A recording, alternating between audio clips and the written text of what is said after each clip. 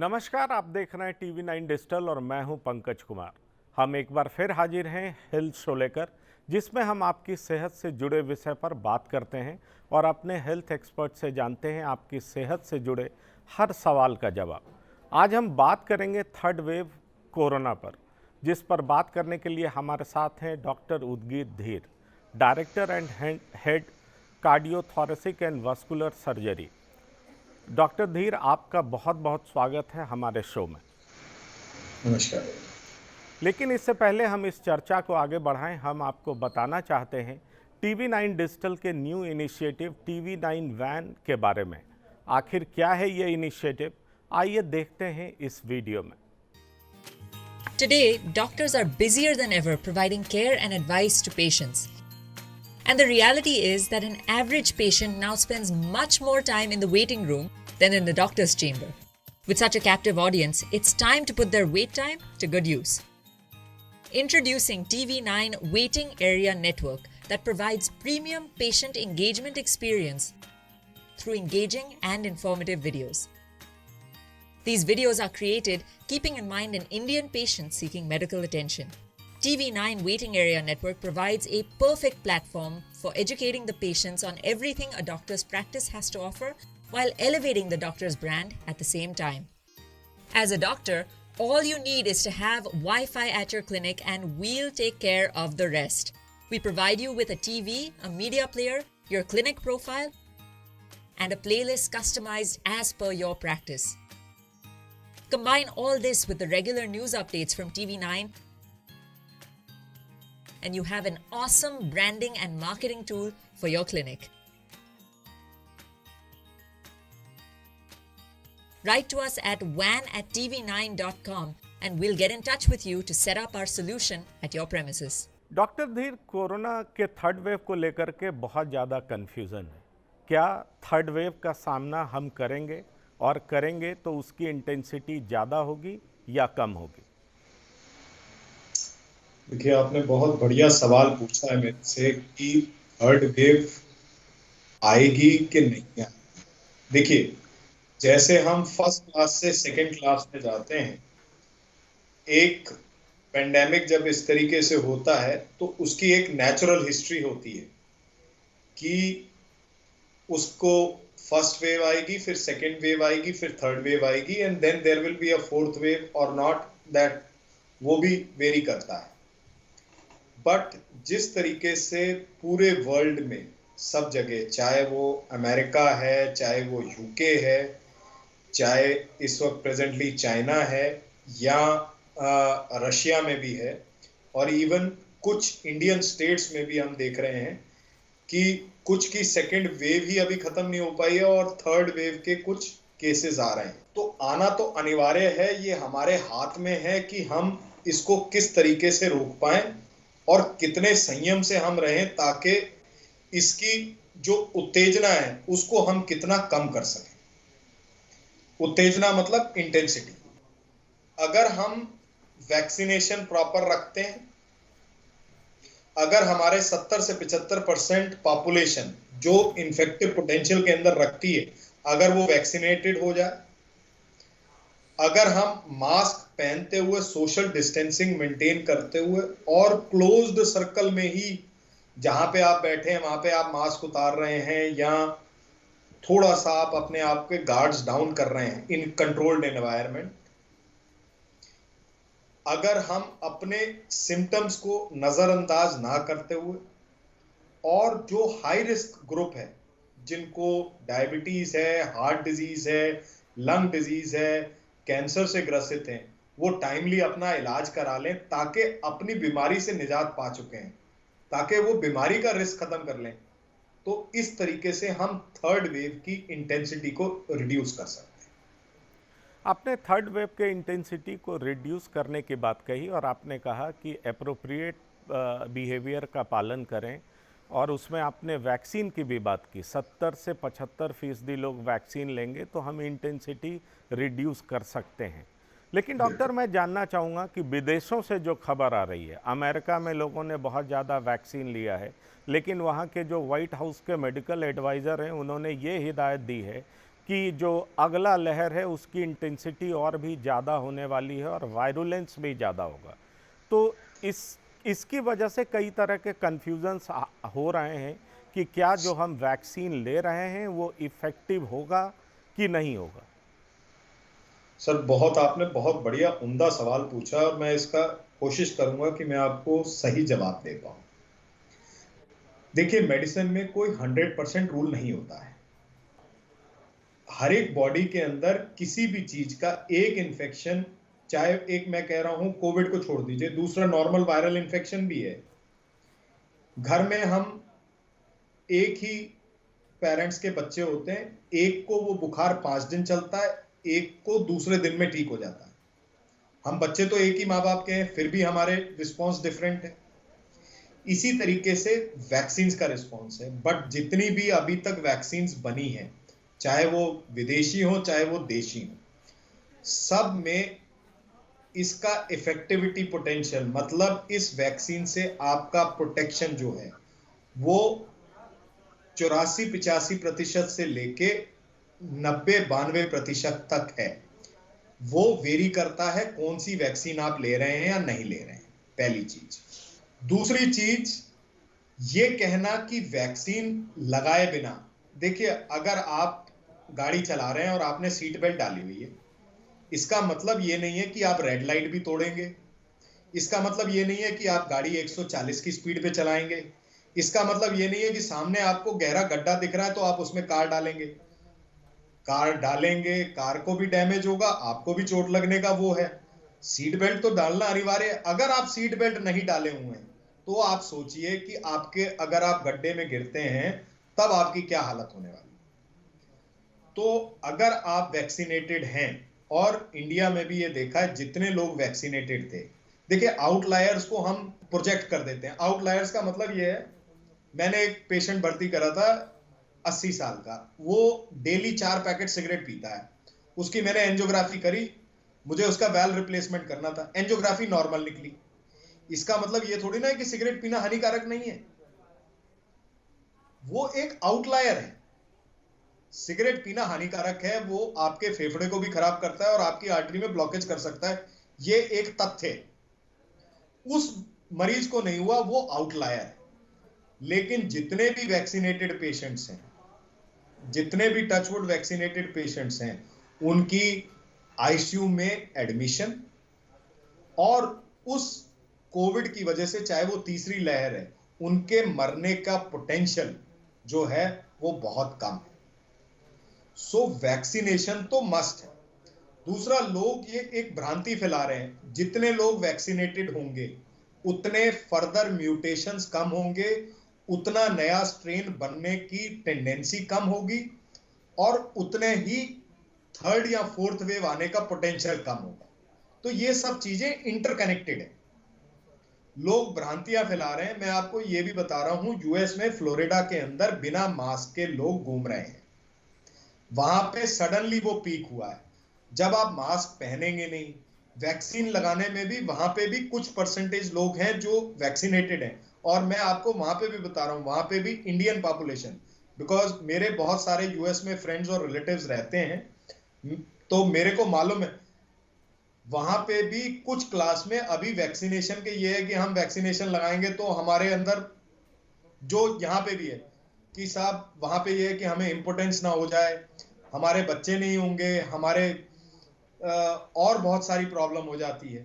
सो ये भ्रांतियां, ये गलत चीज है। वैक्सीनेशन तो कराना अनिवार्य है। अगर हम वैक्सीनेशन कराएंगे तो हम थर्ड वेव पे कंट्रोल पाएंगे, हम इस कोविड को खत्म होने में हेल्प करेंगे और फर्दर म्यूटेशन को रोकने में हेल्प करेंगे। तो जी हाँ, तो ये जो भी व्हाइट हाउस की स्टेटमेंट है, ये मैं इससे वाकफियत नहीं रखता। डॉक्टर, मैं इस बात को समझ रहा हूँ कि आपने ये कहा कि इंटेंसिटी, तमाम नॉर्म्स को फॉलो करेंगे तो इंटेंसिटी कम होगा।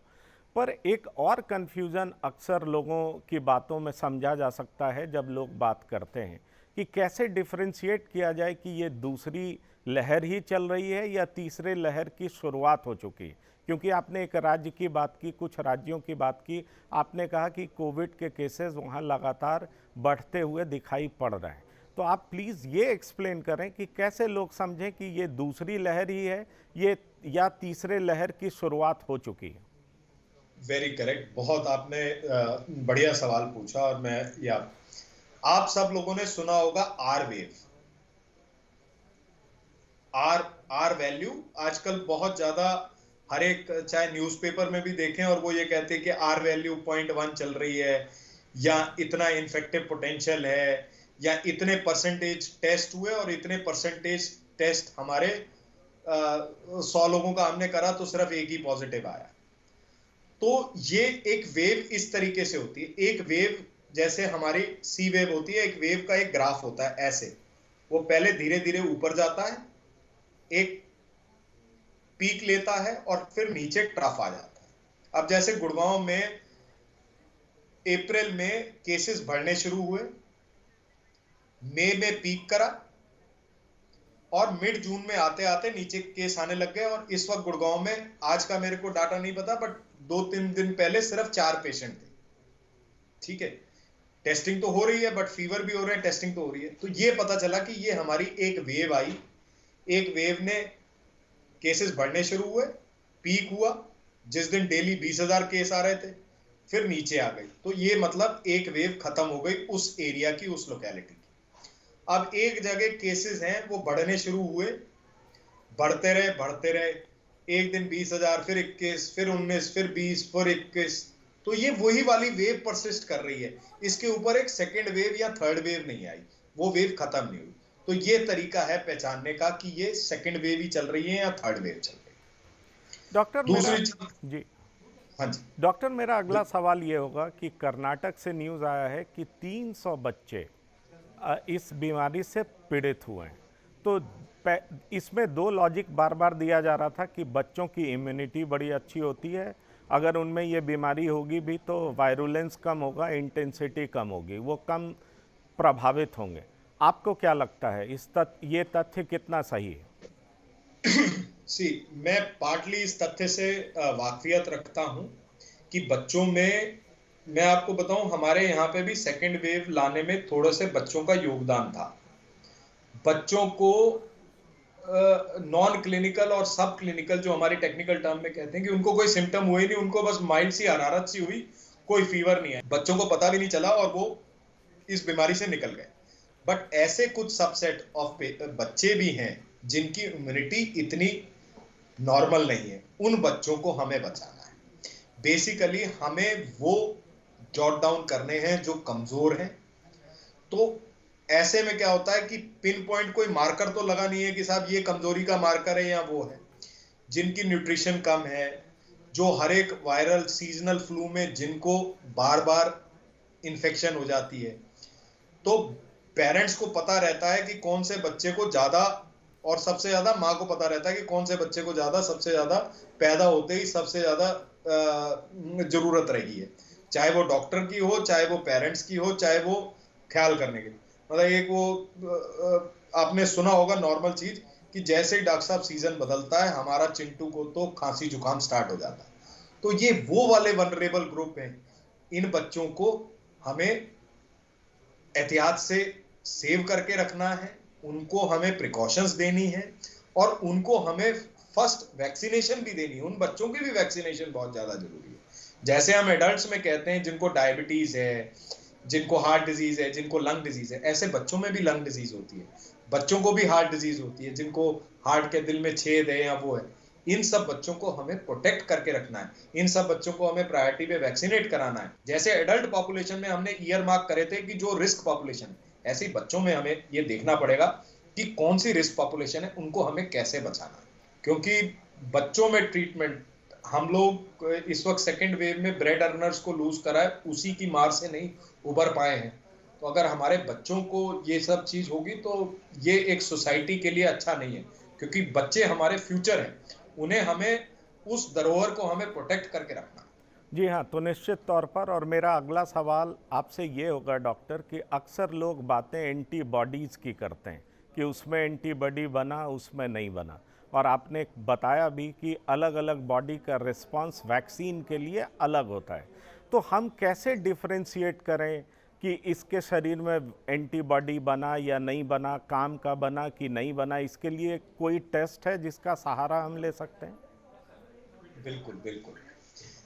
देखिए, वैक्सीनेशन के 3-4 इनडायरेक्ट पैरामीटर्स हैं जो पता करना है। अगर हमारे शरीर के अंदर कोई फॉरेन बॉडी जाती है तो हमारी बॉडी का एक रिस्पॉन्स होता है, जो रिस्पॉन्स हमारे जैसे कोई भी, चाहे वो वैक्सीन का हो चाहे वो इन्फेक्शन का हो, फर्स्ट रिस्पॉन्स होता है कि हमारी फाइटिंग बॉडी की एक फाइटिंग सेल्स होते हैं जो वहां पे लड़ाई लड़ने आ जाते हैं। जैसे सरहद पे फौजी होते हैं, वैसे वो हमारी फौज सामने आ जाती है।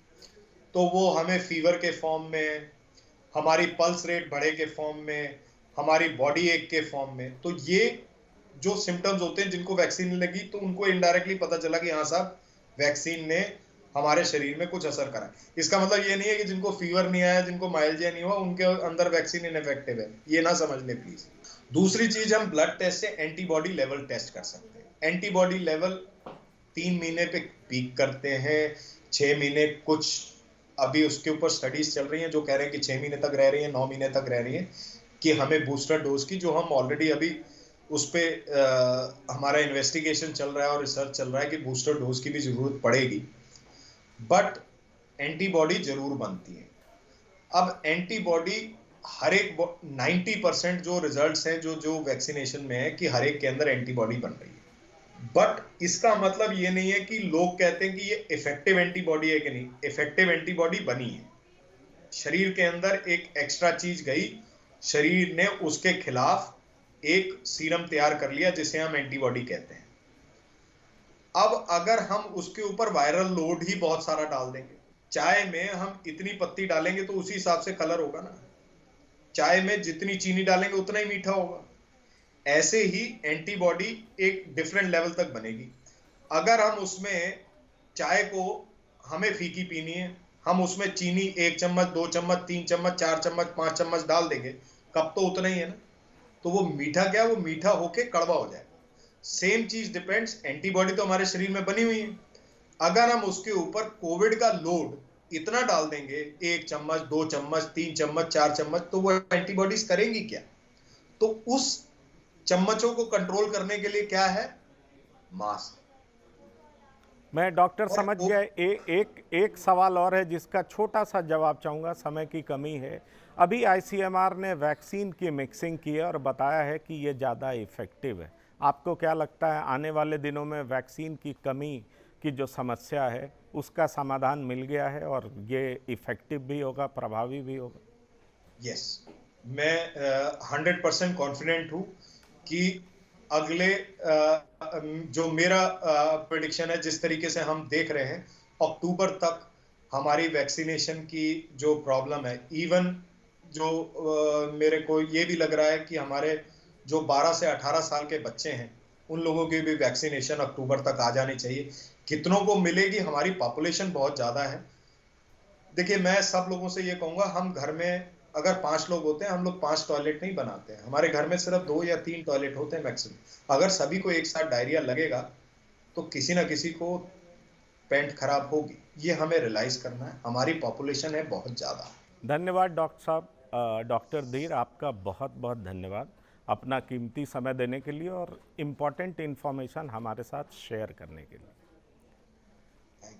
चलते चलते बस इतना ही। देश और दुनिया की तमाम खबरों के लिए देखते रहिए TV9 डिजिटल। धन्यवाद।